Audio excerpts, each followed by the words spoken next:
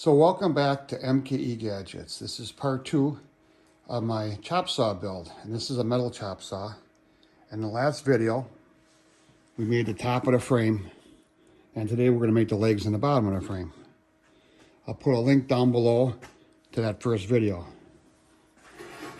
So my friend Tim donated about 60 feet or so of this 3-inch by 5/16 angle iron. This is steel, pretty heavy stuff.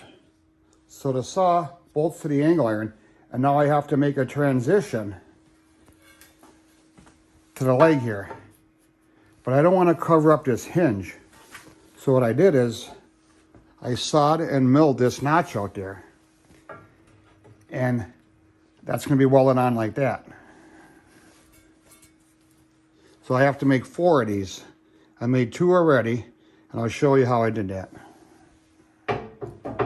So in a recent video, I made this adapter plate that gets my vise onto my welding table.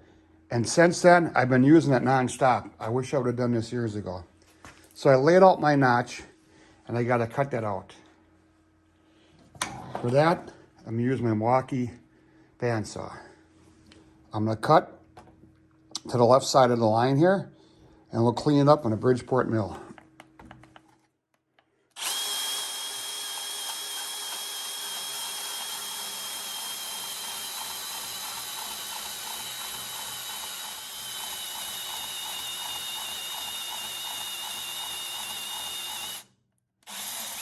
That shot wasn't too exciting because I had to do it from the back side so I could stand in front of it.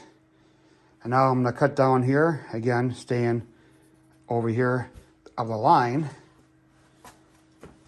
And you probably won't see a whole lot going on here either.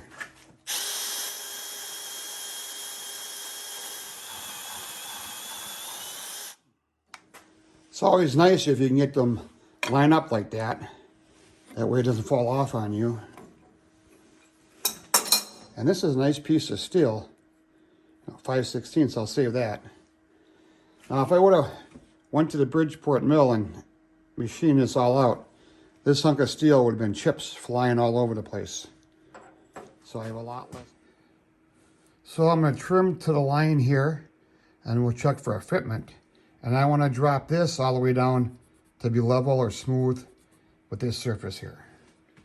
Just a lot of nibbing away at the mill. Time to make some metal chips.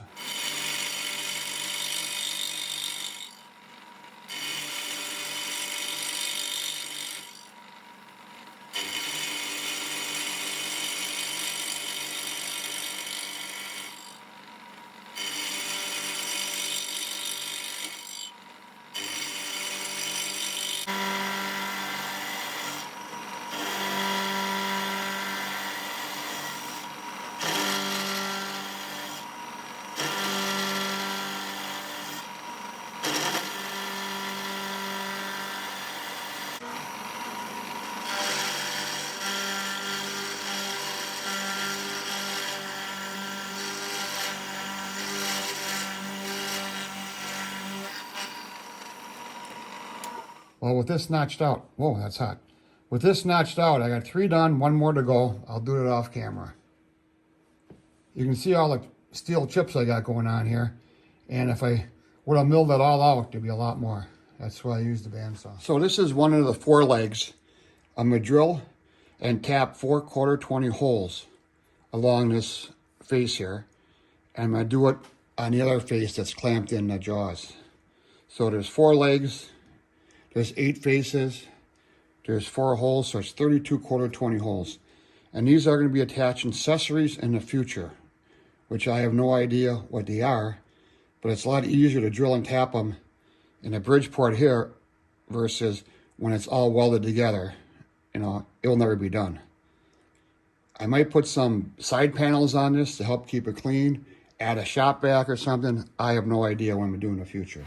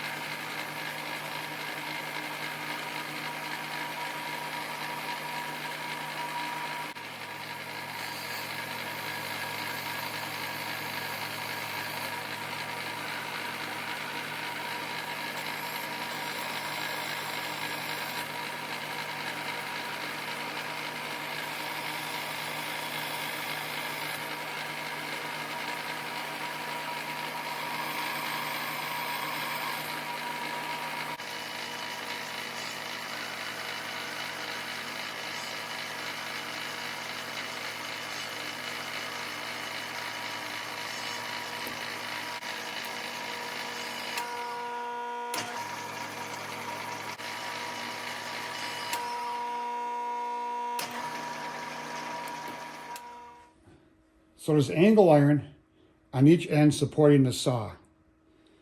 To attach these together, I'm going to weld a bar in there.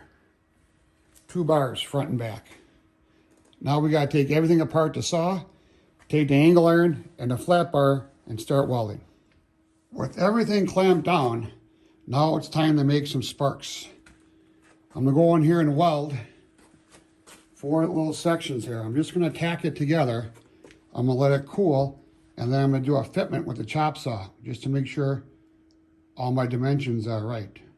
Now is the time to change anything. I can always grind it apart and re-weld it. Hopefully it won't have to come to that.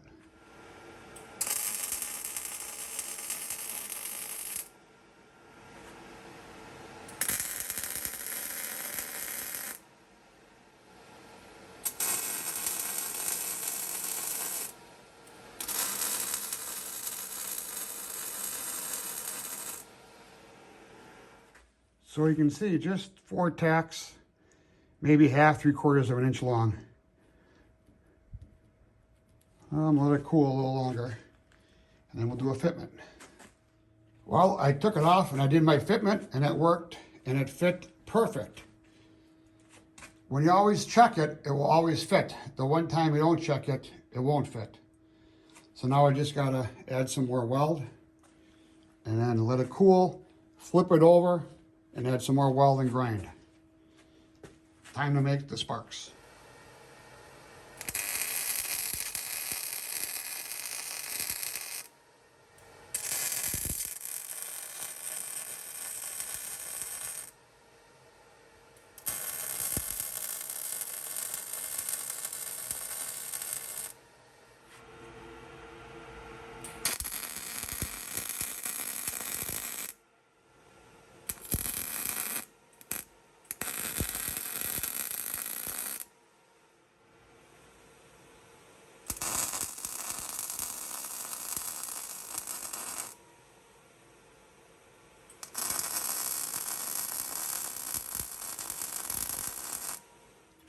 I know it's hard to see welding when you have all these clamps in the way.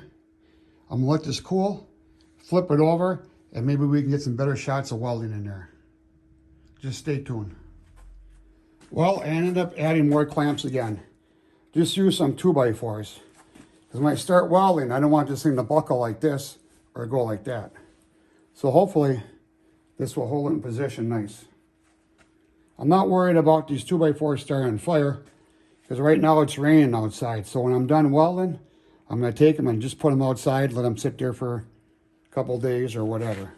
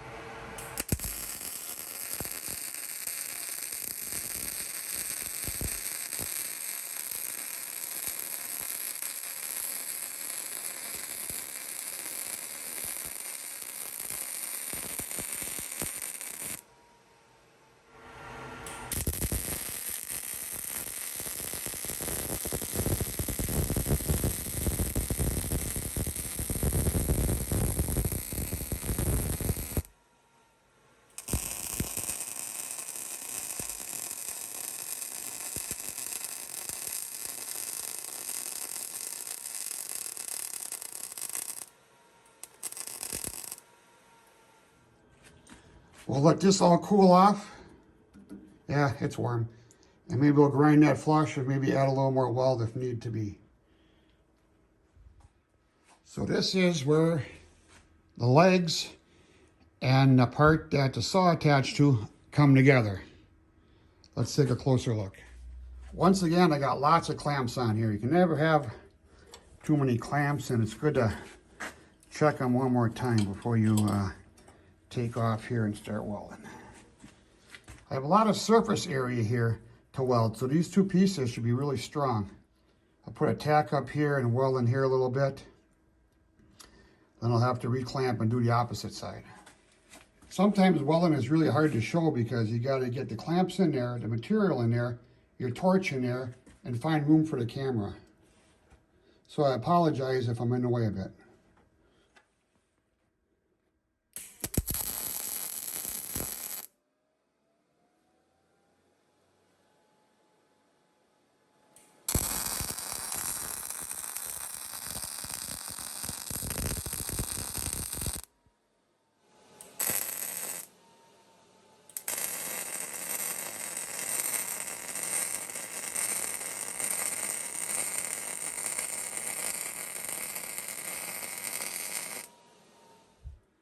I'm gonna let this cool here, and then I'm gonna go reclamp on the other side and weld that. That's just more of the same welding.